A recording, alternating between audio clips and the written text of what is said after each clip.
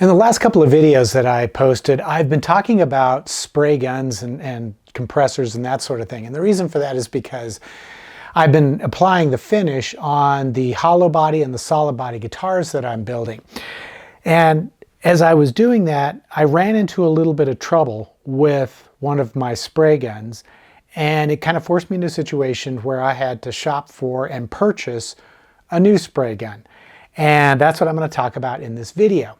The gun that I purchased is the Meiji Finer Spot. And I'm sure there are a lot of you watching this who've probably never heard of the Meiji spray gun brand. And they're a company that is located in Tokyo, Japan. However, they don't really have, as far as I know, a distribution network in the United States. I know they do in the UK and in Europe, but not necessarily in the United States. That doesn't mean you can't get it. It just means you have to use different channels to purchase it, which is what I did. I bought it off of eBay from a seller in Japan. And there are a number of sellers on eBay in Japan who sell this tool. However, given the current situation with tariffs and the end of the de minimis rule, I would recommend that as you're shopping, that you look for a seller who is including the price of the taxes, import taxes and duties that are required when they sell products from Japan. And some sellers include that in the price, others don't. And if they don't, that means that when the item is shipped to you, you're going to have to fork out extra money to complete the purchase and have the product delivered to you. At any rate, in this video, I want to talk about this Meiji Finer Spot and what I like about it. I'm also going to talk a little bit about the gun that I was using, what went wrong. And then later on in the video, I'm going to actually dismantle this new Meiji, show you some of the internal parts, because I noticed that a lot of guys on YouTube who review spray guns, they'll show you how they work, but they won't take them apart and show you the internals. And I think that that's really important to get an idea of the quality of the gun's manufacture. One of the problems is there's a ton of spray guns on the market. I mean, the market is just flooded with them. And there's that old adage, you get what you pay for. Well, in some cases, you'll pay a lot for what you think is going to be a really good spray gun, only to learn that over time, it's not the gun that you thought it was. So if you can see how the gun was put together, you can get an idea of its quality and whether or not it's going to hold up and perform the way a spray gun should. So let's jump in and get started. So this is the gun that I've been using for a number of years now. I think I bought this 4 or 5 years ago. And this is the Qualspray QS 125 WB spray gun. And I've really liked this gun. It's a well-made gun, or I should say it appears to be well-made. But as you're about to see, there was an issue that I ran into. As I was spraying with this gun, and this is a gravity feed spray gun, I noticed it started to pulse as it was spraying. Now normally when that happens, it's because the nozzle is loose, so you have to tighten it down. And that will usually take care of it if the gun is pulsing. But in this case, that didn't seem to fix it. And I even changed the needle and nozzles, because the gun came with 3 different needle and nozzle combinations, as well as air caps. So I tried them all, and all of them were pulsing. And it was kind of frustrating. I couldn't figure out what was going on and why this was causing a problem. Usually the pulsing has something to do with an air leak somewhere internally. So I dismantled the gun, and I took off the nozzle, removed the needle, and one of the things that I noticed, and this was something that I thought was odd, because I've owned a lot of spray guns in the past, and this is the first gun that I've owned that actually did this. Now, what I'm about to show you, I've never seen it before, but maybe some of you watching have seen it in other guns, because even though I've had about 5 or 6 different spray guns over the years, I haven't had every single brand. But what I noticed was this portion of the gun where the air cap threads onto, it comes off. And this is where I think the air was leaking. Now there's Doesn't appear to be anything physically wrong with it. I don't see any damage, but I don't get a lot of confidence in how secure this is and how well it may seal. So in my opinion, this is something that can't be fixed because I don't think you can buy this part. That's why I decided to shop for a new spray gun.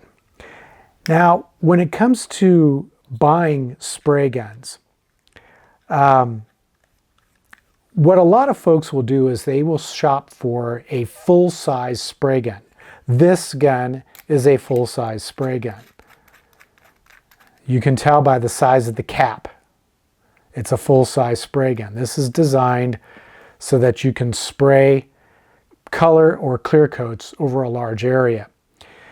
Now, typically, a lot of folks will shop for spray guns that are typically used for finishing automobiles. So they will look for a full-size spray gun.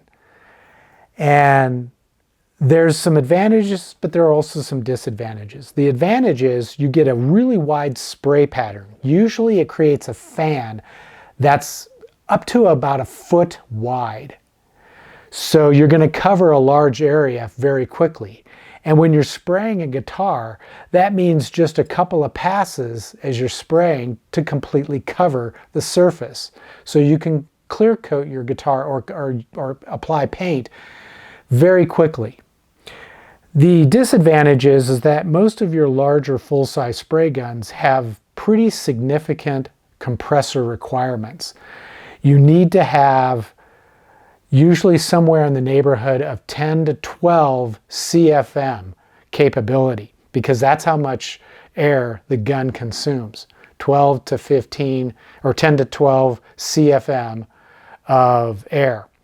So you need a pretty large industrial strength compressor to do that. There aren't that many consumer grade compressors that can reach that level. Well, one of the reasons why I liked this QualSpray QSWB 125 spray gun is because it had a very low air consumption requirement.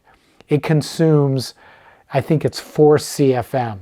So you can power this spray gun using a small consumer grade compressor, no problem. Well, most of your larger spray guns, like I said, require that larger amount of air. So there aren't that many spray guns that have that low requirement. And my compressor is a 2.5 horsepower, 10-gallon compressor that puts out, it's about 6 CFM at 90 PSI, and I think 7 or 8 CFM down at 40 PSI. So that works just fine with this spray gun. There's no problem with it.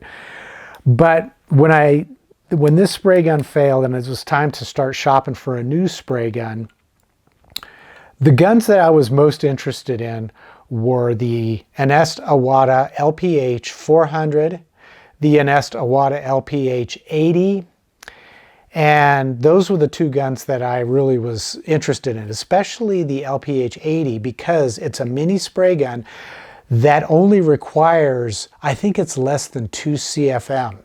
So it would work great with my compressor.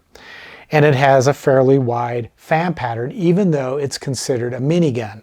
Well, as I was shopping for the LPH 80 and watching reviews and reading reviews, I found one reviewer on YouTube who had not only tested the LPH 80, but he had also tested this gun that I'd never heard of, the Meiji Finer Spot. And he compared the two guns together because they are very similar. Now, the LPH 80 is a gravity feed gun where the cup is right over the top of the gun, whereas this one is a side feed. That's really the main difference. But the Meiji also has an air consumption of around 2 to 3 CFM.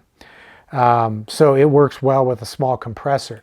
But if you compare the size of the nozzle or the air caps, you can see the difference between a full-size air cap and this small minigun air cap.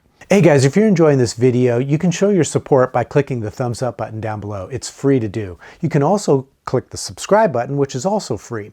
And when you do that, you can click the bell for notifications. That way you'll never miss any future content. But if you want to take your support to the next level, you can click the thanks button and leave a tip in the amount that you think is fair. Or you can click the join button or the subscribe plus button and become a member of my channel. And as a member, you're going to be able to enjoy videos just like the one you're watching, but with much more detail, and best of all, no ads. Now let's get back to the video. Well, what attracted me specifically to the Meiji finer spot is that the fan pattern coming off of this tiny little air cap is almost 10 inches wide. So it's very close to the width of the pattern for a full-size spray gun. That really got me intrigued. And as far as the quality of the atomization, which for me is one of the most important factors when selecting a spray gun, I want a gun that's going to do ultra fine atomization. And the reason for that is when you spray, you're going to put down the material very, very smooth. And the smoother you can lay it down, the less work you have to do later on, especially if you're going to cut and buff the finish to a high gloss shine. You know, there's nothing more unpleasant than having to level sand your clear coats, starting with like a 400 grit and then working up to 600, 800, 1,000, 1,200, 1,500, and then 2,000 before you even get to buffing it. It takes all day long and then some to go through that process. And it's very taxing. Plus you always run the risk of sanding through your finish when you have to go through that many grits. But if you can lay the clear coat down as smooth as possible, you can end up with a finish that is almost ready to go to buffing. You might have to do some very light level sanding, but you'll be able to start with 1,000 grit, maybe 1,200, hopefully even 1,500 grit. And then once you've done that level sanding, you're ready to buff it out. And that was really the goal and my primary objective when selecting the spray gun. And after watching the comparison between the Meiji finer spot spray gun and the Anesta Wada LPH 80, I decided to pull the trigger, so to speak, on the Meiji. And this has been a gun that I have found to be very, very effective, especially in how well it atomizes and lays down a finish. Plus that huge fan pattern, which is much larger than the LPH 80's fan pattern, lays down a nice wide finish that is super smooth. Now the gun doesn't come with a regulator or a water trap like you see here. This is something that I added before I started to spray. But check out how well this gun works. Now the first thing I'm going to show you is the fan pattern. So I put some black paint in the spray gun, and here I'm just shooting it with the full width pattern. And judging by my ruler, it's about 10 inches wide. And that's both for a horizontal as well as a vertical spray pattern. As far as spraying a guitar body is concerned, I'm just going to shoot some Crystal-Lac Brightone instrument finish on this guitar body. And I'm using the gloss finish. I've got the gun set at about 33 PSI with the fan pattern wide open, and the needle, which in this case is a 1.2 millimeter needle, is set to wide open. So as you can see, there's quite a bit of overspray here, and that's typical when you have the PSI set up at about 30 to 35 PSI. That's where the best atomization occurs. However, it will produce a lot more overspray. You can reduce that by simply reducing the PSI down to somewhere in the neighborhood of 21, 22 PSI. This gun can actually handle up to 100 PSI, but you're never going to actually spray any finishes that high. However, there are times when I'm cleaning the gun that I like to set the PSI up to around 50. That way I can really blast any residual finish out of the gun with just straight water or solvent. For this demonstration, I sprayed about 6 coats of the crystal lac, and with the Meiji finer spot, it laid down almost as smooth as glass. I was really happy with the way it performed, and I'm pretty confident that I could level sand this with 1000 grit, maybe even 1200 or 1500 grit, and then go straight to the buffer to get a mirror-like, distortion-free high gloss shine. So I'm pretty happy with how well the Meiji finer spot performed. Okay, so now what I want to do is take apart this gun. I'm not going to do a full disassembly, because when you do a full disassembly, you have to replace a lot of seals and that sort of thing. And this is a brand new gun, and there's no reason to do that. But I'm going to remove the cup, and then what I want to do is remove the air cap, the needle, and the nozzle. And I'll show you, as well as I can in this video, what everything looks like on the inside. But this is, I think this is a 150 milliliter cup, but this is all stainless steel. In fact, all of the passageways through this gun are stainless steel. That means not only can you spray solvent-based finishes, but you can spray water-based as well.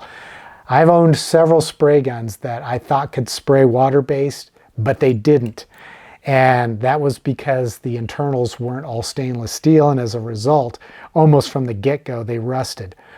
But this is the knob, adjustment knob and spring that adjusts how far in the needle can be pulled when you pull the trigger. And this is the needle, and it's a very simple needle. There's nothing really complicated about that, but again, stainless steel. And then the air cap. This is a really simple air cap. It has the red anodized ring is aluminum, but then the cap itself is stainless steel. And you have 2 tiny holes next to where the needle is, and then 4 larger holes, 2 on each side, for shooting the air to atomize the liquid from the cup. And then the nozzle itself is a 12 millimeter nozzle, and it simply unthreads.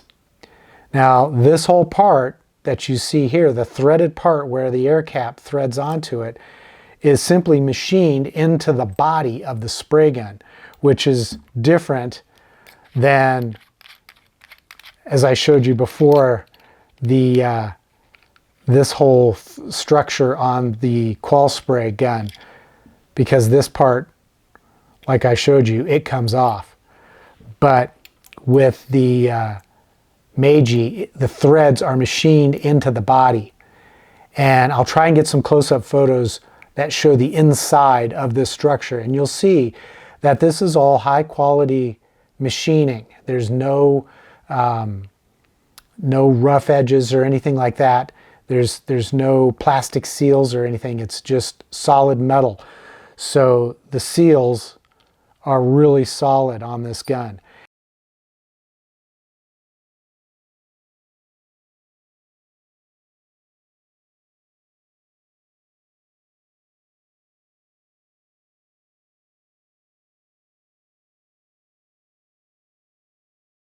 In fact, in one of the other reviews that I saw of the Meiji finer spot, the reviewer described this gun as being made like a Swiss watch.